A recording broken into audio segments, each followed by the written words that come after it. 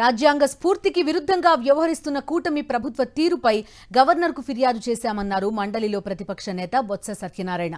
కేవలం టీడీపీ వాళ్లకే పనిచేయాలని, వైఎస్ఆర్సీపీ నేతలకు పనులు చేయొద్దని సీఎం చంద్రబాబు వ్యాఖ్యానించడం సరికాదన్నారు. ప్రజలందరికీ సమన్యాయం అందించాల్సిన ముఖ్యమంత్రి ఇలాంటి వ్యాఖ్యలు చేయడమేంటని ప్రశ్నించారు బొత్స.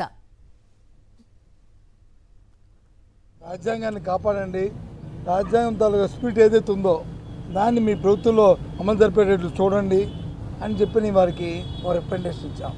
ముఖ్యమంత్రి గారు నెల్లూరు వెళ్ళి గంగాధర్ నెల్లూరులో ఆయన మాట్లాడిన మాటలు, ఏ పని చేసినా సరే తెలుగుదేశం పార్టీ వాళ్ళకే చేయండి, వైసీపీ పార్టీ వాళ్ళకి చేయొద్దు, చేస్తే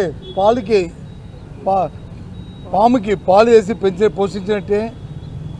కాబట్టి ఆయన చెప్పిన వర్కర్స్ చెప్పిన నేపథ్యం, ఎవరైనా బెనిఫిషరీ ఉంటే బెనిఫిషరీకి పార్టీలు ఉండవు, బెనిఫిషరీకి వర్గాలు ఉండవు. బెనిఫిషరీకి ఏదైతే ప్రభుత్వం నిర్దేశించిన